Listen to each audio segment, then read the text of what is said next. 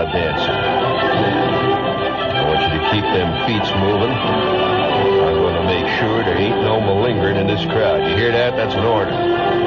Chief is on the scene. Bring it up there, please. Will you, Herbert?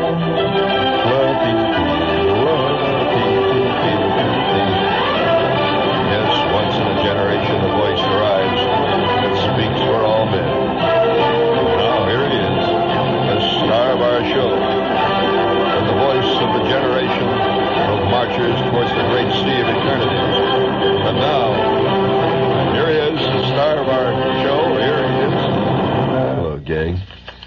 I'm back, and I want to tell you, if you notice that I have a bad cold, you hear that sound, Herb? Does it sound too bad in there? I want you to know this is no ordinary cold, and I hope you appreciate it. I mean, there's nobody in America like a New Yorker who appreciates really elegant, sophisticated, imported goods, right? We love imported things here in the Big Apple. And you're listening to a genuine Swedish cold. Just brought it over. And I'll tell you, they're virulent. But I just got back. I've been back for about 2 or 3 days. And where was I? Well, I was all over Sweden, actually. From Stockholm to Linköping. I'm not even going to attempt to pronounce the Swedish names the way the Swedes pronounce them. Jönköping, badly pronounced, but an interesting town. Trollhaven, and these, great towns. And Gothenburg, which is a lovely place, incidentally. You were there, weren't you, Herb? That's a beautiful city, really. And little time in Norway, and a couple of very, very interesting moments in Denmark. Now, I'm not, I don't do travelogue type stuff, but I'll tell you this. For those of you who've never been to Scandanavia, and I was only in Scandinavia once before, very briefly, there is a part of our country that looks very much like Scandinavia.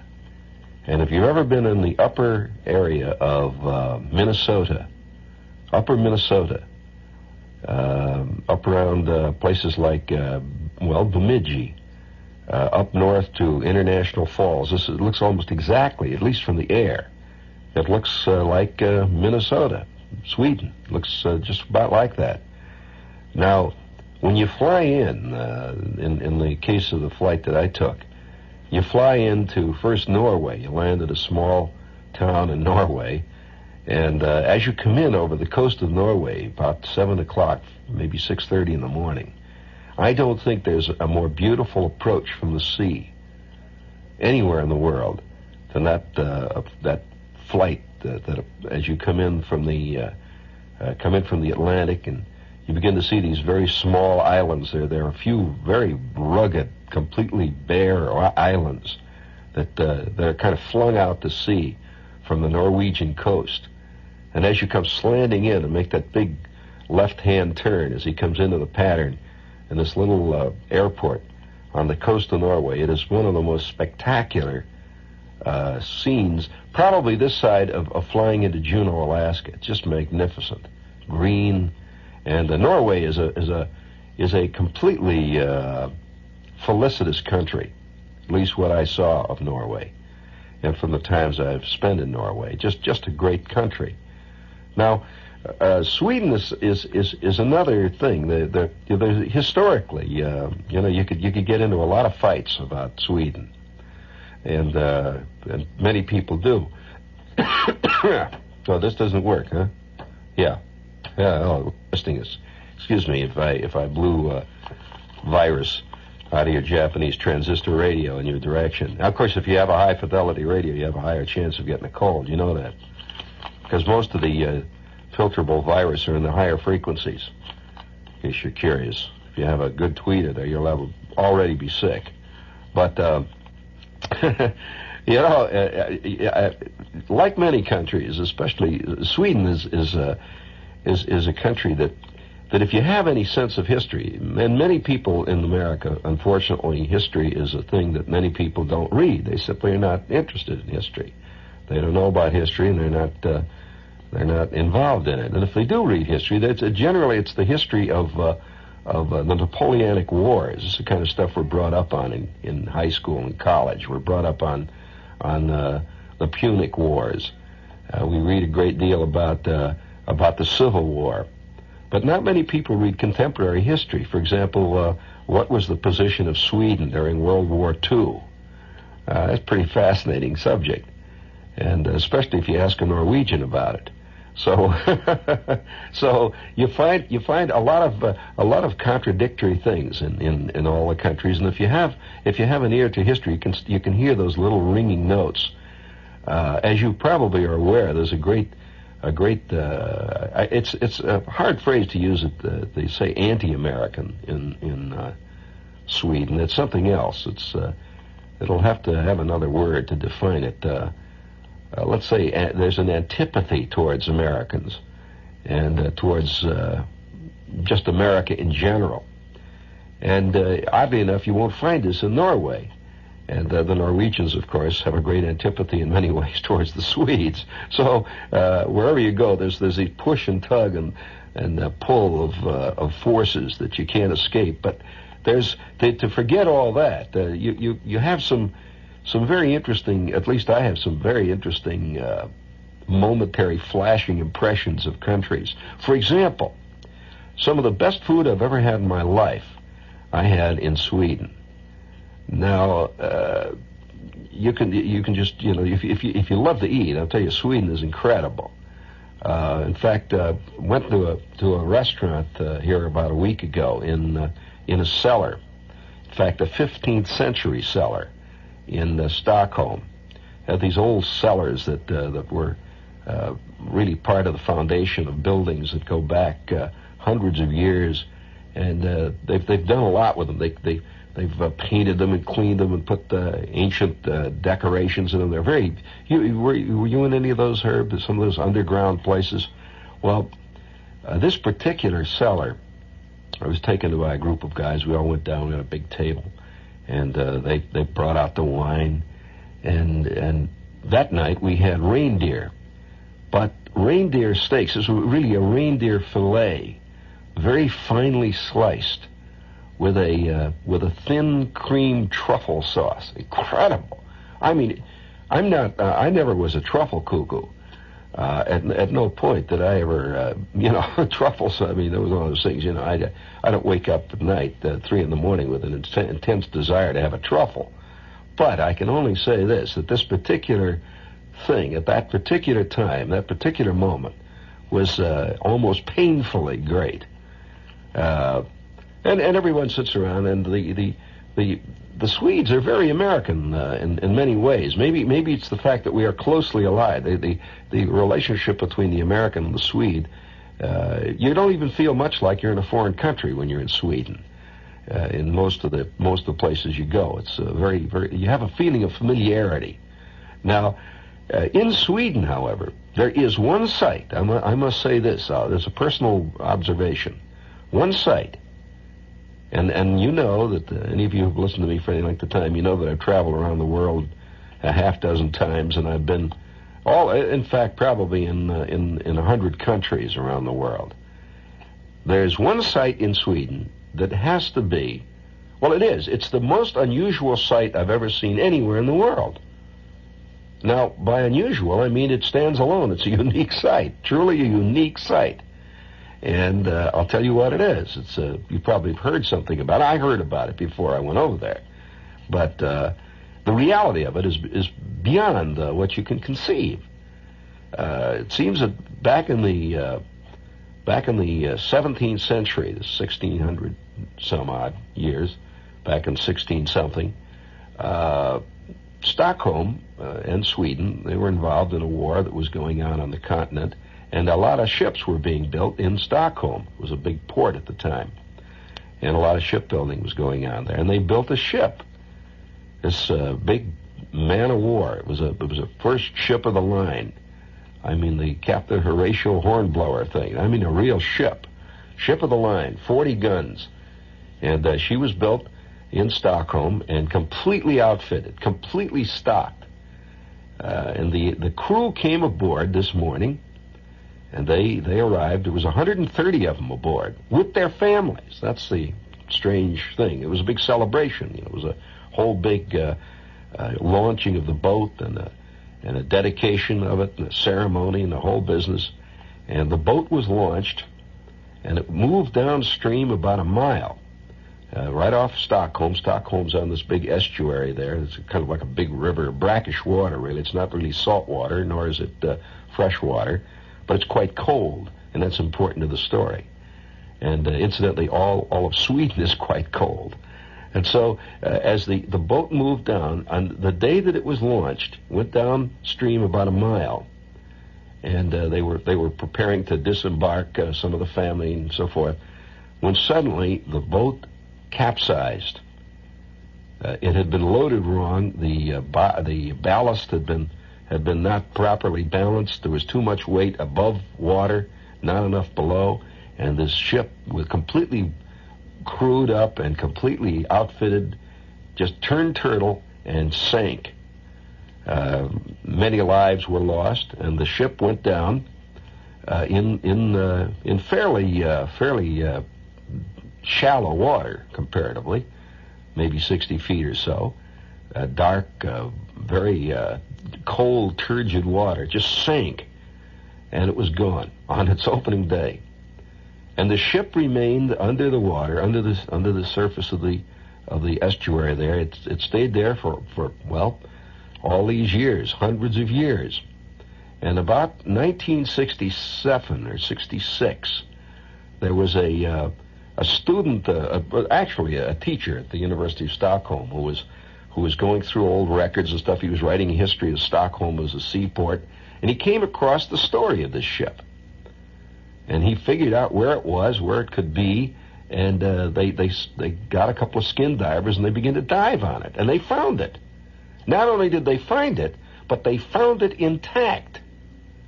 The ship was preserved completely because of the kind of water that was there, and all the various conditions that did not get attacked by sea parasites which didn't exist in this water. And here was this fantastic ship laying on the bottom of the sea there. And they raised it. And the day that it came up, I was a friend of mine, a Swedish friend of mine, was there. He says, you wouldn't believe it. He said here they were. There was 2,000 people all down by the shore there, and they had these big flotation boats and stuff out there, and cranes and that. And he said they were all waiting. You see, the boat was they were loudspeakers and things coming up, and all of a sudden it broke water. He said, great waves, and he said the stern of this boat came up out of the water, and it was not just a boat, it's got tremendous carvings.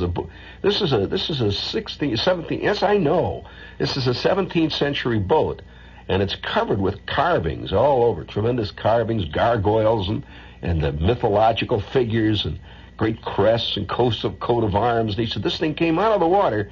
And he said the entire crowd cheered. He says, fantastic moment. Well, here was this giant fiasco, this sunken ship, which reminds me, this is WOR, New York. This giant ship, they pulled it up out of the water.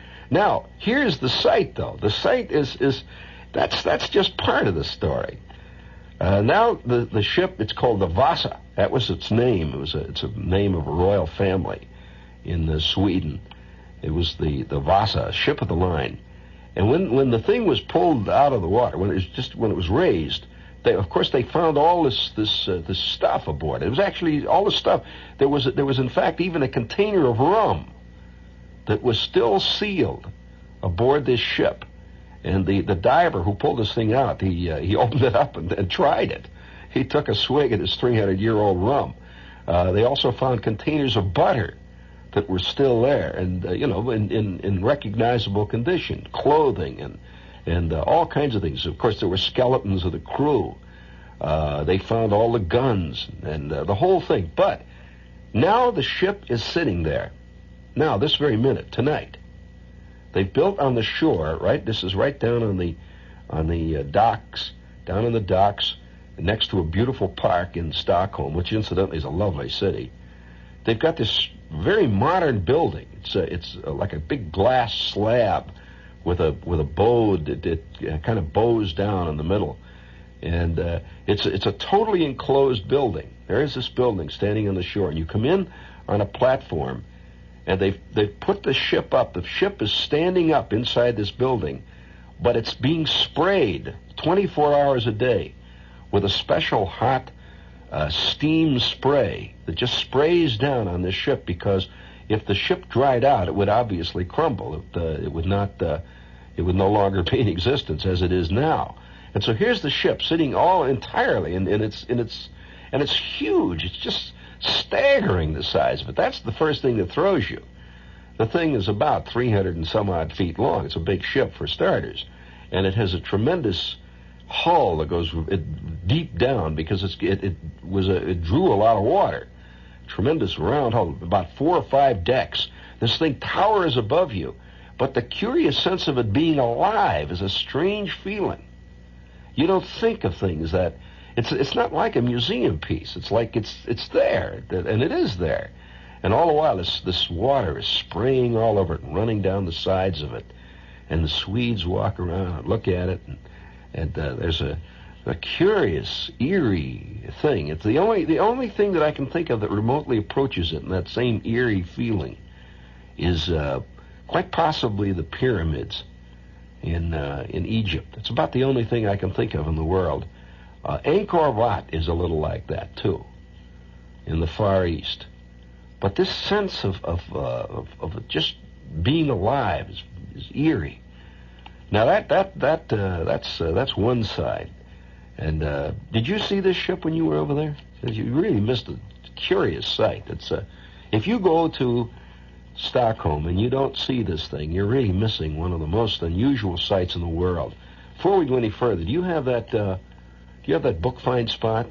This is Barry Farber invading your privacy, please. Do you read to get drowsy, or do you read to keep alert? If you're the kind of person who uses a book for a sleeping pill, then go on back to sleep. You do not need the Book Find Club. Any book club can keep you adequately supplied. But if reading is vital to you, if it keeps you up on what's going on, if reading stimulates you and makes you more stimulating, write down the phone number that I'm going to issue 3 times, because you'll be in touch with the Book Find Club. And this is a different kind of club. Book Find gives you all the club benefits, great savings on regular hardcover publishers' editions, extra bonus books, convenience. But listen to the books that make up the Book Find Club. They're not afraid of books on politics, race, religion, sexual liberation. The Book Find Club loves books that ought to be bound in asbestos. As an incentive to join now, Book Find will send you 2 extraordinary books for just $1 plus postage and handling. These books, typical of the books we offer, retail for about $17, and listen what you get for your $1. Galen, Spy of the Century by E.H. Cookridge. This is the spy story to end all spy stories because it's real, incredibly real. The shocking exploits of Richard Galen, who was a master agent for both Hitler's intelligence service and the CIA. Also, Open Marriage, a new lifestyle for couples, written by Nina and George O'Neill. Is marriage on its way out, or are there going to be new way out forms of marriage? Read Open Marriage. Fascinating. Call TN7-1441, TN7-1441 for a trial membership and get Galen and Open Marriage both for just $1 plus postage and handling. Once a member, you need buy only 2 more books in a year, always at discounts of up to 30% off publishers' prices plus postage and handling. Call now, TN7-1441, operators on duty around the clock, TN7-1441, or send name and address, no money, to Book Find, Box 2, WOR, New York 10018, Book Find, Box 2, WOR, New York 10018. Easy, Barry. Oh, he really gets excited, doesn't he? Just vibrant with passion and emotion. Say, gang, we have a note here, suggestion here to see your local General Tire specialist for a great pre-Labor Day buy on famous General Jet white-wall tires. And they're having a big sale. Prices start as low as $29.90 for a pair of those long mileage tires in the popular, and everybody loves this size, the popular size 650 by 13 tubeless white wall. It's number 2 on the white wall tire size hit parade, and everybody loves it. So get down to your local General Tire headquarters where you see the big red General Tire G and pick up a pair of these long mileage General Jet white wall tires soon, having their big pre-Labor Day buy. In Brooklyn, see Big Bruce at Gannon Tire, 2360 Flatbush Avenue. Yes, sir. And let's see, we have what is this rival thing here, huh? You're the first lady I really tried to pick up. Will you make love to me? He was a man who wanted more than a wife. Mommy, I'm frightened. Can I sleep in your bed? He was a boy who wanted more than a mother. I feel like I'm split in two. I know that they're oceans apart. She was the prize, and they were the rivals.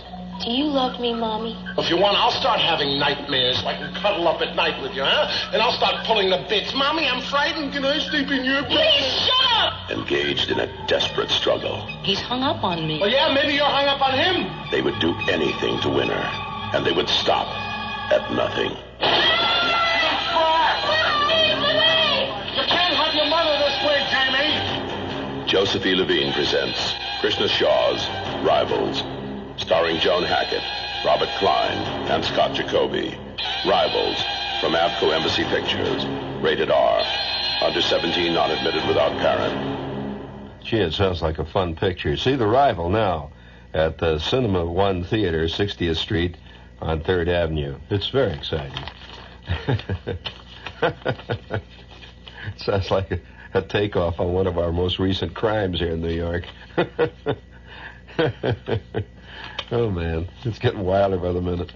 But, let's go on about Sweden. It's, my head is filled. You know, one of the things I always do when I take a trip around anywhere is I carry a portable radio with me. I love to listen to local radio and hear what's going on, because you get a sense, really, of the town in a very real way.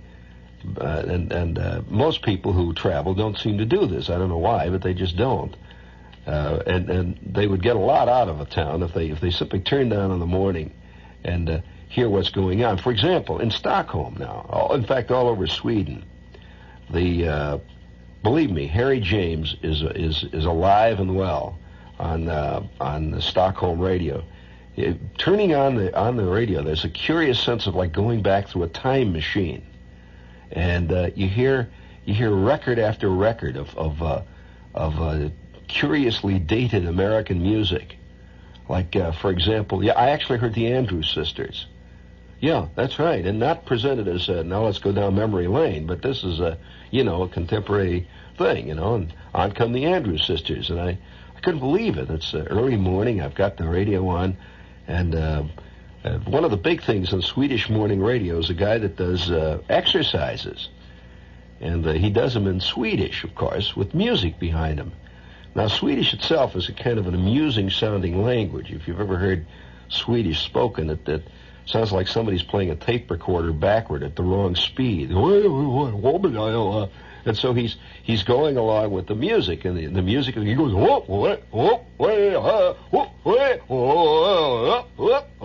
and I can just hear him doing, I just see him doing these push-ups back and forth, up and down. All the Swedes all over Sweden, they're going around, doing the stuff, and so I'm listening to the Swedish radio, and the first thing that hit me, of course, about Sweden, it gets you the climate right away. It's cold. I mean, it's a cold country, and these people spend a good part of the time, good part of their life is spent in winter, and so they're very oriented to winter. You don't see much in the way of summer clothing or summer attitudes or anything in Sweden, and as you drive along the roads, I'll tell you this: the closest I know of in this area to driving in Sweden is to drive along the main turnpike. You get off of the main turnpike at times, and the country is very similar. There's tremendous, endless forests of dark green fir trees and evergreens of one kind or another, and millions of glacial lakes, all surrounded by these great trees that sort of hang over them and shade them. And they have some very civilized rules in Sweden. For example, in the last 3 or 4 years, they've passed a law there that nobody can build. If you have one and you have had it in the past, you're okay. But from here on in, nobody can build an estate or a house on a lake right on the shore. You can't. You have to be something like 300 or 400 feet back from the shore. That's so that everybody can enjoy the lake. And that's a real nice rule, you know. I kind of like that. And everywhere you go, you see these fantastic lakes. And nobody on them. You just don't see people fishing on them. And so, traveling all over Sweden, I saw some stuff that you just don't see in America. For example, one night I stayed in an old country estate of one of the early royal families of Sweden. And it was high on a hill, a tremendous estate that had been built late in the, it was built in 1590, as a matter of fact. It was the actual date. And these enormous rooms. I was sleeping up in a room way up on the top, and great formal gardens surrounding it. And down the long sloping path was the lake, where in many centuries past, and they had woodcuts of them doing it. Centuries past, the royal family would go out in canoes and fish for pike. That was a big thing. They'd go out with a blunderbuss, of all things, to fish for pike. But the Swedes, Swedes were a bloodthirsty race at one time, so don't let their peace talk fool you. They've had their days when they sharpened fangs, and everywhere they talk about Vikings, and the whole Viking tradition is still sort of a part of the Swedish scene. But we're sitting in this great estate, and we had a fantastic traditional Swedish, at this time of the year. It's only this time of year, by the way. Very important moment. I arrived in Sweden like at a historic moment, at least for this particular Swedish tradition. The Swedish go out of their birds over crayfish. I'm talking about crawdads. You know what a crawfish is, don't you? Look, crawfish, you've seen these things? Well, to the Swede, the crawfish is one of the supreme culinary rarities and delights. And they have a whole tradition, a whole technique about eating these things, including even decorations. And the windows of all the stores in the towns that we went through, like Gothenburg and places like, Stockholm, were filled with ceremonial displays of these crayfish. Well, how they serve them now? Here's the way the crayfish is served. It is never eaten unless you drink endless glasses of aquavit with it. Now, aquavit is let's put it this way: it's not exactly yoo-hoo. In fact, aquavit will just knock your ears right off your head if you're not careful. It's really just plain 100 proof alcohol. And it comes in many varieties. Some of it is slightly caraway seed flavored. Some of it is slightly anise flavored. The Swedes, by the way, love anise. It's one of the big things. Another thing that the Swedes love is dill. Everywhere you go, they put dill in everything. In fact, I even asked one of the guys, I says, Eric, do you have dill ice cream here? He said, yeah. You someplace you get dill ice cream. He thought I was being serious, and he admitted, they actually get dill flavored ice cream over there. They love the taste of dill. Well, we sat down to this meal, and the Swedes, more than anybody I've ever been around, I always thought the Germans were the ones that led in this kind of stuff. But it's a very masculine society. Did you feel that?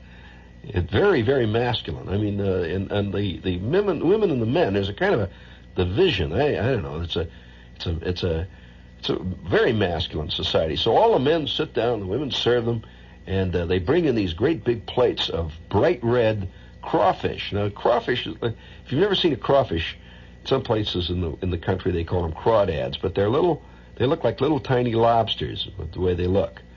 And they're served in great mounds. They're very expensive, and they're served in great mounds. They're bright red.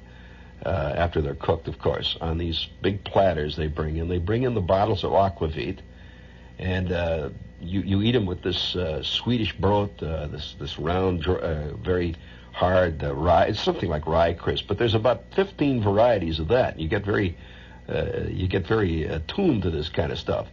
And so they bring in a lot of this bread, they bring in the aquavit, they bring in the crawfish, and hanging over you is the ceremonial. Now, why this start? Nobody can answer the question why. Even the oldest Swedes there. That it seems that it's ceremonially correct. Whenever you have these crawfish, you decorate your room with what looks like Japanese lanterns that hang from the ceiling. And so here are the Japanese lanterns, and we're drinking the aquavit. Well, the Swedes, like every 5 minutes or so, would all of a sudden say, "Skål!" They'd all raise their glass, "Skål!" And then they would sing. The men would all sing, "Hiya humpa hiya hiya humpo hiya hiya skål." Then they drink down the stuff and they plunge back into the crawfish. They sing these drinking songs. Well, I said to Eric, Eric, what is the scene and what is that song about? He says, well, it's about how good the crawfish are and how we should drink more aquavit. I said, well, yeah, that sounds all right. That sounds all right. So we started to drink more aquavit. We're eating the crawfish. And suddenly, without any warning, they do it without any warning. Suddenly, without any warning, another guy down at the other end of the table has "Skål!" And they all holler, "Skål!" Then they go,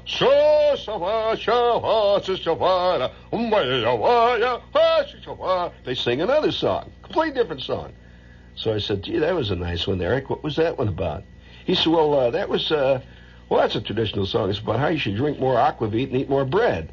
I said, well, that's very nice. He says, it's not exactly translatable.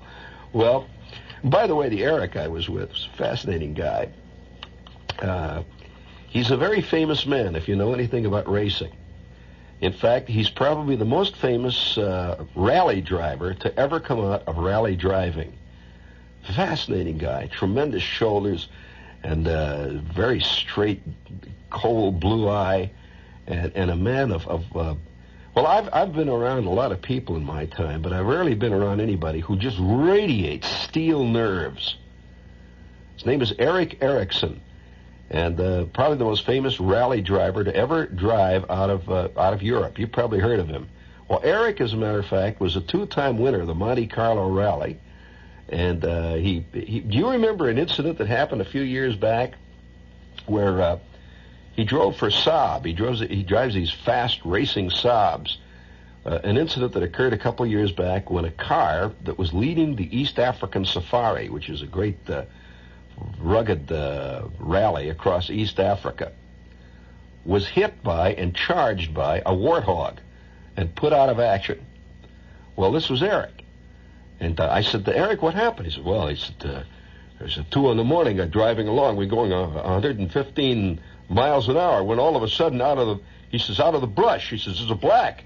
This warthog, he comes charging out. He just charged at me, and he hit my car. And boom, motor in the back seat. He says, it's cost me 7,000 pounds. I said, what happened? Just like that, huh? What'd you do then? He said, well, we sat there and swore. He said, we must have sworn for 15 minutes. Well, as part of this trip, he says, you want to go for some little test rally driving? Well, now, I've done a lot of driving in my time, and in fact, even did a little racing at one time, sports car racing, but I've never had an experience like the experience that I had with Eric Erickson. He had a rally-tuned racing Saab, and I mean really rally-tuned and really racing. It had all the racing gear in it, completely stripped. It had these slung seats and the whole business with a special harness and roll bars. And we went plunging into a special rally course outside of Trollhaven, where they build these cars. And I've never had a ride in my life like this. We must have been going 120 miles an hour on just a little single-track gravel road, nothing but S-bends and turns, over tiny log bridges on the edges of cliffs, and he's just driving.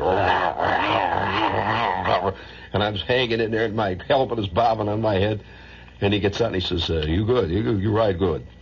I said, thank you, Eric. Thank you. And I staggered out. But this is all part of the Swedish mystique. Yes, I know. It's all part of the Swedish thing, this rally driving. And There's a lot of curious Swedish sports. For example, during the winter, when the ice is frozen, they love to race cars at each other at breakneck speeds on the ice. They play games of chicken, for example, driving at each other, tremendous speeds, and they just cheer each other off. And then they'll go spinning for a half mile down the ice, end over end over end over end, just, swirling their car, attempting to fight control, doing figure eights and stuff. That's the Swedish mentality. Of course, they also have a high suicide rate. So there's probably a close correlation. Do you have that composed dinger in there for it? Imagine me addressing the PTA, the first time I ever spoke in public. You seemed a bit edgy this morning. You should have taken aspirin. But I didn't have a headache. I felt a bit edgy, so I took Compose. Compose, famous for temporary relief of occasional simple nervous tension. You never saw such a wonderful audience. A bit edgy at times? Help take the edge off with Compose. Edith, we're only going to the supermarket. Why the hat? I like hats. Supermarket? Come on, what's with your head? Dandruff, and I used a dandruff shampoo 2 days ago. Maybe yours is tougher than plain dandruff. It can be psoriasis. See your doctor. Psorex medicated shampoo used regularly helps relieve flaking and scaling. Psorex, Psorex, tougher than plain dandruff. No hat on supermarket day? I used my head And Psorex. Psorex shampoo, tougher than plain dandruff. Well, let's see, we got a couple other dingies here. How about another reminder for your big pre-Labor Day sale that they're having at the General Tire people. They're having a sale on General Jet light wall tires, and they're tremendous sales, matter of fact. So if you're looking for tires, man, this is your time to buy them down at your big General Tire headquarters. And we would suggest that if you live in Jersey, at Herb Jordan's General Tire of New Jersey, see Frank McDonald on Route 17 and Union Avenue in East Rutherford. Okay, General Tire. And we got one more. We have a note here for the Mandarin House, and that is easily taken care of. If you're coming into town over this weekend, and this is I don't often personally recommend things, but I do the Mandarin House because I've been going down there for a long time, and it's one of the best restaurants in America of its type. In fact, the Mandarin House was the first restaurant in America to specialize in Mandarin Chinese dishes. Very special cuisine. Excellent restaurant. And their garden is open now in the hot weather. It's kind of great to sit out there in the garden, and they have a brook, and it's really groovy there. So if you want to try the real greatness of true good Chinese cooking, suggest the Mandarin House, lunch or dinner. And they're on 13th Street in the Village, between 6th and 7th Avenues, right down in the heart of the Village. By the way, that's a nice street there, too. If you've never seen the Village, you might start out with 13th Street, 133 West 13th Street. And their phone number is Watkins 90551. Okay. You know, I'd like to, I want to do a couple of more shows on Scandanavia, shall I? Or am I boring you, Herb? You know, I'll tell you,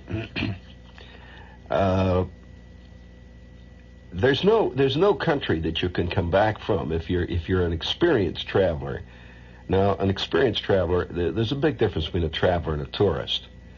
And anybody who travels a great deal knows the difference immediately. And as an experienced traveler, you can't come back with the snap judgments about countries that the 2-week, once every 10 years tourist seems to be able to do, like, oh, I love France, or gee, ain't Germany groovy. That once you become a real traveler, you begin to see all the other sides of things, and you're not as easily convinced. On the other hand, you don't put down things that other people do. One of the towns that there's a lot of great little towns in Sweden. You know that almost the entire upper third of Sweden is practically, for all practical intents and purposes, is uninhabited. And way up in Sweden, there is a town that is the largest city in the world from the standpoint of area. It's only got about 200 people. But it's one giant. They've made this enormous city limits, but there's nobody in it. Just a few people there, see. And it's, I guess, for the purposes of administration or something. But it's way up in the north, where the 6 months of the year there's nothing but total darkness. And if you've ever known a Laplander, you've known part of Sweden that most of them don't know. And by the way, I grew up in a house. I had a very close friend. In fact, a girlfriend at one point for all the years through high school, whose mother was a Laplander, a true Laplander. You know, the slant eyes, the high oriental cheekbones, the strange look, and the curious mysticism.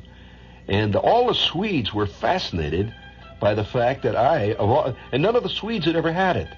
There's a kind of fish that the Laplanders make.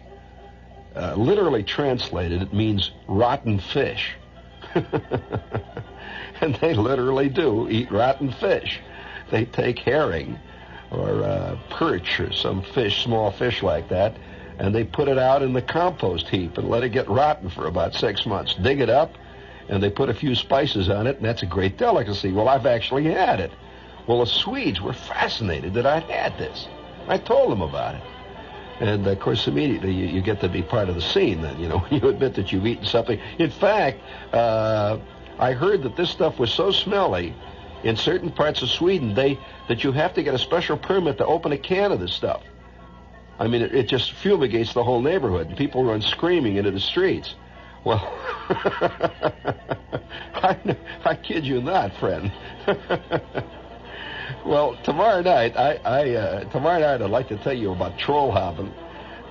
Trollhaven, literally translated, very roughly translated, means home of the trolls. Haven is like haven or harbor, and Trollhaven is the land of the trolls.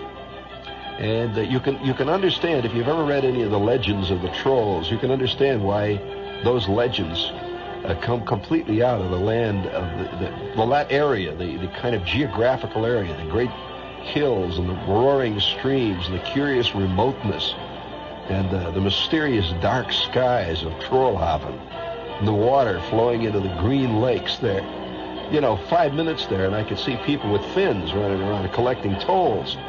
So, you know, as they say in Gothenburg, skål, skål. This is WOR New York. You stay tuned for Lester Smith and the news.